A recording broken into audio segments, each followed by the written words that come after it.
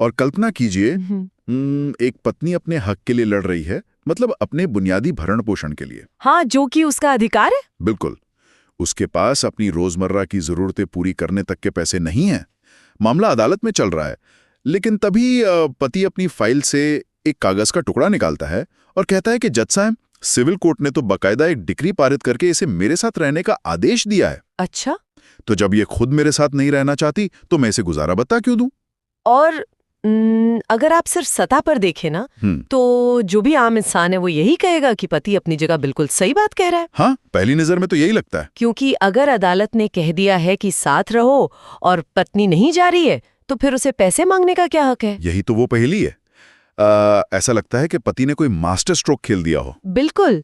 लेकिन आज हम जिस विषय की गहराई में जा रहे हैं वो ये साबित करता है कि कानून सिर्फ कागजों पर लिखी इबारत नहीं पढ़ता, मतलब वो उस कागज के पीछे छिपी इंसानी नीयत को भी बखूबी पढ़ लेता है। सही कहा। तो जो लोग सुन रहे हैं उनके लिए बता दूं कि आज के इस गहन विश्लेषण में हमारे पास मनीष शुक्ला एंड एसोसिएट्स के विधिक मंच के कुछ बेहद शानदार और विस्तृत नोट्स हैं जी। और आज का हमारा मिशन है पारिवारिक कानून की इस बहुत बड़ी उलझन को सुलझाना। और मैं बता दूं कि ये उलझन मुख्य रूप से दो अलग अलग कानूनी प्रक्रियाओं के टकराव से पैदा होती है। एक तरफ है भरण पोषण यानी मेंटेनेंस का अधिकार और दूसरी तरफ है आरसीआर। हाँ, मतलब रेस्टिट्यूशन ऑफ कॉन्जुगल राइट्स, जिसे हिंदी में हम दाम्पत्य अधिकारों की बहाली कहते हैं। जो लोग कानून की पढ़ाई शुरू कर रहे हैं ना, या जो इस पूरी व्यवस्था को समझना चाहते हैं, उनके लिए जानना बहुत जरूरी है कि क्या पति के हाथ में आरसीआर की डिग्री आते ही पत्नी का भरण पोषण अपने आप खत्म हो जाता है? बिल्कुल, ये सबसे बड़ा सवाल है। हम आज रीना कुमारी बनाम दिनेश कुमार महतो के एक बहुत ही महत्वपूर्ण सुप्रीम कोर्ट जजमेंट के जरिए इस पूरी प्रक्रिया को डीकोड करेंगे। हाँ, वो केस बहुत दिलचस्प है। लेकिन सबसे पहले मेरे दिमाग में जो सवाल आ रहा था वो ये है कि एक क्रिमिनल कोर्ट और एक सिविल कोर्ट आपस में कैसे टकरा सकते हैं? ये एक बहुत आम दुविधा है। मतलब अगर एक सक्षम सिविल कोर्ट ने सारे सबूत देखकर ये तय कर दिया है कि पत्नी को वापस जाना चाहिए, तो क्या क्रिमिनल कोर्ट उस फैसले को नजरअंदाज नहीं कर रहा है? एक कोर्ट दूसरे कोर्ट के फैसले को कैसे काट सकता है? देखिए, ये बहुत ही वाजिब सवाल है और यहीं से इस पूरे मामले की नींव पड़ती है। इसे समझने के लिए हमें थोड़ा पीछे जाना होगा। अच्छा। हमें ये देखना होगा कि सेक्शन 125 सीआरपीसी आखिर वजूद में क्यों आया। ये कोई आम सिविल विवाद नहीं है।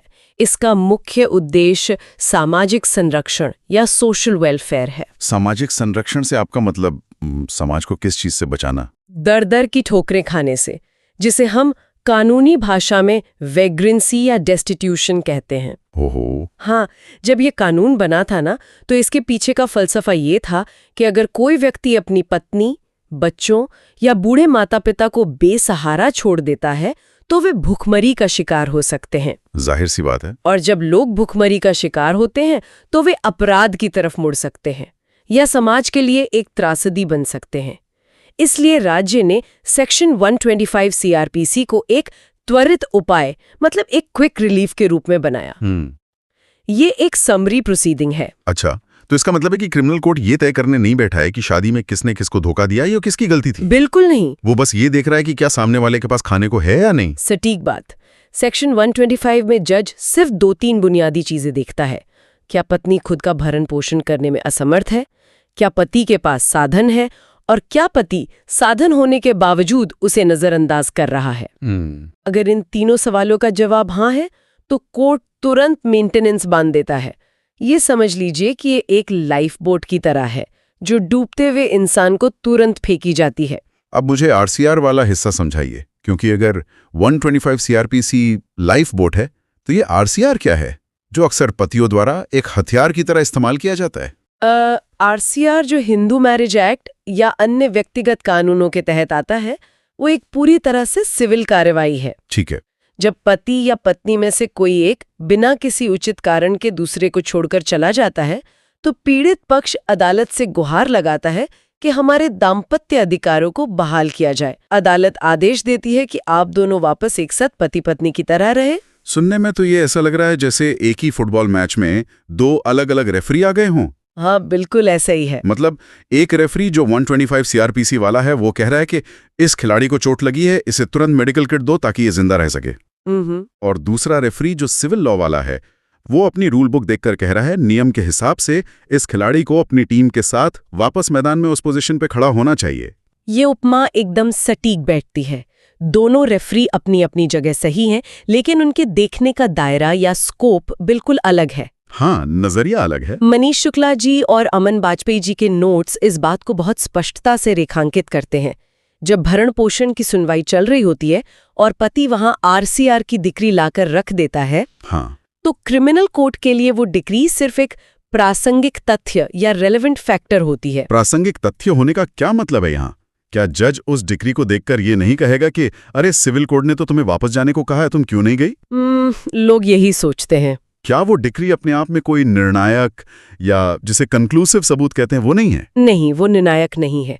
और यही वो जगह है जहां ज्यादातर लोग गच्चा खा जाते हैं। अच्छा। पति सोचता है कि डिग्री मिल गई, गेम ओवर, अब मुझे पैसे नहीं देने पड़ेंगे। हाँ, वो तो यही सोचेगा। लेकिन सुप्रीम कोर्ट कहता है कि सिविल कोर्ट का काम सिर्फ ये देखना था कि क्या शादी बची हुई है और क्या दोनों को साथ रहना चाहिए। लेकिन क्रिमिनल कोर्ट जो मेंटेनेंस तय कर रहा है, उसका काम ये देखना है कि पत्नी वापस क्यों नहीं आ रही है। लेकिन एक मिनट, सेक्शन 125(4) सीआरपीसी में तो साफ साफ लिखा है कि अगर पत्नी बिना किसी पर्याप्त कारण के पति के साथ रहने से मना करती है तो उसे भरण पोषण नहीं मिलेगा। हाँ, लिखा है। तो अगर वो सिविल कोर्ट के आदेश के बावजूद नहीं जा रही है तो क्या यह माना नहीं जाएगा कि वो बिना कारण से अलग रह रही है?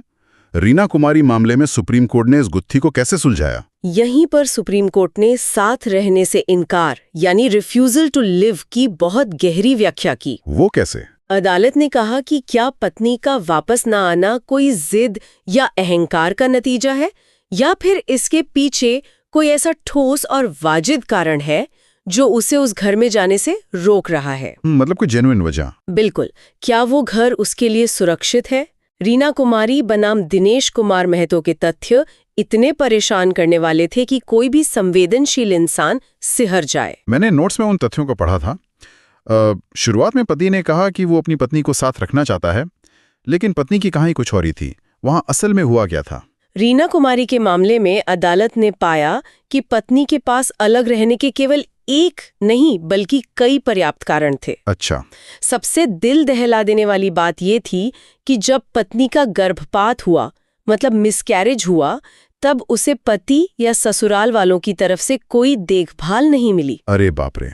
एक महिला के लिए गर्भपात शारीरिक और मानसिक रूप से एक बेहद दर्दनाक दौर होता है। बिल्कुल। उस समय अगर उसका जीवन साथी उसे मेडिकल सपोर्ट या भावनात्मक सहारा न दे तो यह सिर्फ उपेक्षा नहीं है, या तो अमानवीय है। और बात सिर्फ वहीं तक नहीं थी, उसे बुनियादी सुविधाओं से भी वंचित रखा गया। मतलब खाने पीने से भी? हाँ, खाने पीने से लेकर सामान्य जरूरतों तक के लिए उसे तरसाया गया।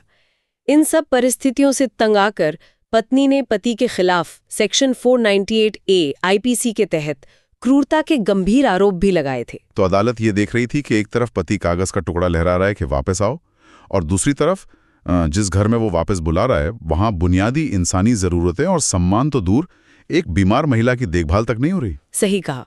लेकिन कानूनी नजरिए से देखा जाए तो क्या सिर्फ देखभाल न करना क्रूरता की श्रेणी में आता है? ये एक अच्छा सवाल है। क्योंकि पारंपरिक तौर पे लोग सोचते हैं कि जब तक मारपीट ना हो तब तक क्रूरता नहीं होती। ये एक बहुत ही बड़ी भ्रांति है जिससे हमारी अदालतों ने समय समय पर तोड़ा है। इस संदर्भ में नोट्स में समर घोष बनाम जया घोष मामले का बहुत ही महत्वपूर्ण जिक्र है। हाँ। यह मामला भारतीय पारिवारिक कानून में एक मील का पत्थर है। समर घोष केस, जहां तक मुझे याद आ रहा है, ये मानसिक क्रूरता यानी मेंटल क्रूएलिटी को परिभाषित करने के लिए जाना जाता है। बिल्कुल सही पकड़े। इस मामले ने कानून की दिशा कैसे बदली? देखिए, समर घोष मामले से पहले अक्सर अदालतों में क्रूरता साबित करने के लिए शरीर पर चोट के निशान दिखाने पड़ते थे। फिजिकल प्रूफ चाहिए होता था। हाँ, लेकिन सुप्रीम कोर्ट ने समर घोष केस में स्पष्ट किया कि इंसान का दिमाग और उसकी भावनाएं भी चोटिल हो सकती हैं।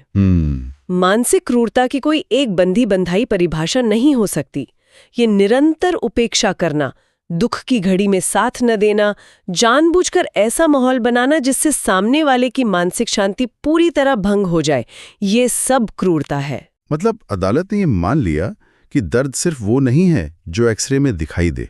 एकदम सही। अगर एक महिला गर्भपात के दर से गुजर रही है और उसका पति उसे मेडिकल केयर देने के बजाय उसे बुनियादी सुविधाओं से वंचित कर रहा है, तो ये समर घोष के पैमाने पर एक बहुत भयानक मानसिक क्रूरता है। और इसीलिए सुप्रीम कोर्ट ने रीना कुमारी मामले में कहा कि सिविल कोर्ट ने भले ही आरसीआर की डिक्री दे दी हो, हाँ, लेकिन पत्नी के पास वापस न जाने का एक बहुत ही पर्याप्त कारण मौजूद है। बिल्कुल। आप किसी महिला को अदालत के एक आदेश के जरिए उस नरक में वापस जाने के लिए मजबूर नहीं कर सकते जहां उसकी गरिमा, उसका स्वास्थ्य और उसकी मानसिक शांति खतरे में हो। ये तो हो गया पत्नी का पक्ष, लेकिन इस मामले का एक दूसरा पहलू भी है जो मुझे कानूनी प्रक्रिया के लिहाज से बहुत ज्यादा दिलचस्प लगा। वो क्या? वो है पति का आचरण। अदालत ने सिर्फ पत्नी की कहानी नहीं सुनी, बल्कि उसने पति के उठाए गए कदमों का भी पोस्टमार्टम किया। हाँ, वो हिस्सा बहुत क्रिटिकल है। मैं सोच रहा था कि अगर पति कह रहा था कि मैं इसे वापस बुलाना चाहता हूं, तो अदालत को ऐसा क्यों लगा कि उसकी नीयत में खोट है? मैं समझाती हूँ। क्योंकि कानून में नियत या इंटेंट साबित करने के लिए सिर्फ अदालत में खड़े होकर बयान देना काफी नहीं होता। आपके काम, आपके एक्शंस आपकी नियत तय करते हैं। सुप्रीम कोर्ट ने पति के आचरण को बैड लीगल फेथ या दुर्भावनापूर्ण माना। दुर्भावनापूर्ण कैसे? उसने तो बकायदा कोर्ट जाकर डिक्री ली थी ना? हाँ, उसने डिक्री ली, लेकिन सिविल कानून में डिक्री मिलना सिर्फ पहला कदम होता है। अच्छा। मान लीजिए आपको अदालत से कोई आदेश मिल गया। अदालत खुद चलकर आपके लिए उस आदेश को लागू करवाने नहीं जाती। आपको उस आदेश का निष्पादन करवाना पड़ता है, जिसे एग्जीक्यूशन कहते हैं। तो निष्पादन करवाने की प्रक्रिया क्या होती है आरसीआर के मामलों में? क्या पुलिस जाकर पत्नी को लेकर आती है? नहीं, परिवार के मामलों में पुलिस किसी को जबरदस्ती घसीटकर नहीं लाती। तो फिर क्या होता है? लेकिन सिविल प्रक्रिया संहिता यानी सीपीसी के तहत ऑर्डर 21 रूल 32 का एक बहुत ही स्पष्ट प्रावधान है। अगर पति सच में अपनी पत्नी को वापस लाना चाहता था और पत्नी आदेश के बाद भी नहीं आ रही थी, तो उसे अदालत में एक निष्पादन याचिका दायर करनी चाहिए थी। और उस याचिका से क्या होता? ऑर्डर 21 रूल 32 के तहत अगर कोई व्यक्ति दाम्पत्य अधिकारों की बहाली के आदेश का जानबूझकर पालन नहीं करता है, तो अदालत उस व्यक्ति की संपत्ति कुर्क कर सकती है। मतलब प्रॉपर्टी अटैच कर सकती है? बिल्कुल, या अन्य कानूनी दबाव बना सकती है ताकि आदेश का पालन हो। लेकिन इस मामले में चौंकाने वाली बात ये थी कि पति ने ये याचिका कभी दायर ही नहीं की। अच्छा, मतलब उसने डिक्री ले ली, उसे अपनी जेब में रख लिया, लेकिन उस पर आगे कोई कानूनी कार्रवाई नहीं की। सिर्फ इतना ही नहीं, एक और रास्ता था जो उसने नहीं अपनाया। वो क्या? हिंदू मैरिज एक्ट का सेक्शन 13(1)(a) कहता है कि अगर आरसीआर डिक्री पारित होने के 1 साल बाद भी पति पत्नी एक साथ नहीं रहते हैं, तो ये तलाक का एक बहुत मजबूत और वैध आधार बन जाता है। अरे वाह!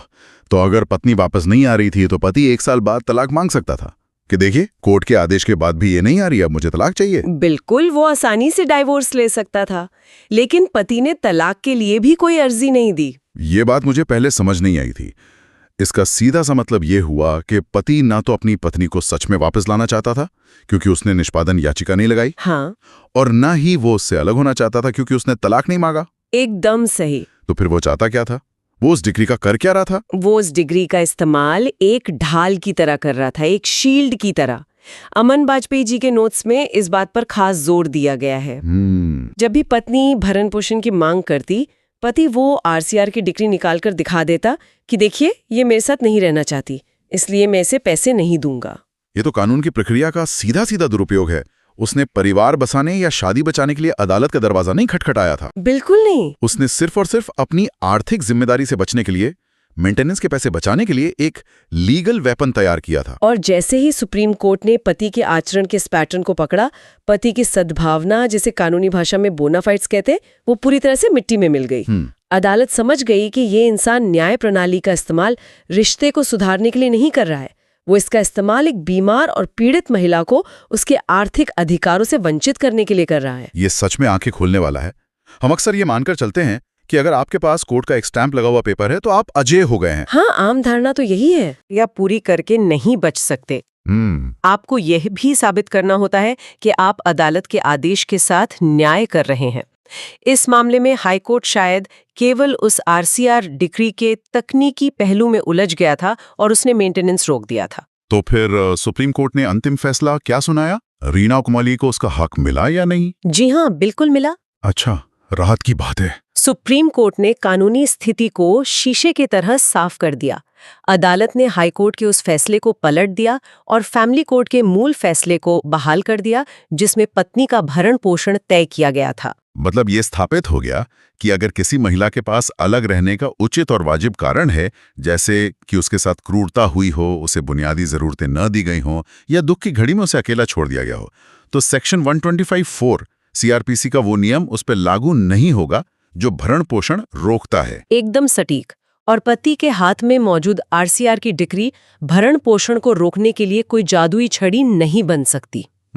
सेक्शन 125 सीआरपीसी की आत्मा सामाजिक न्याय में बसती है।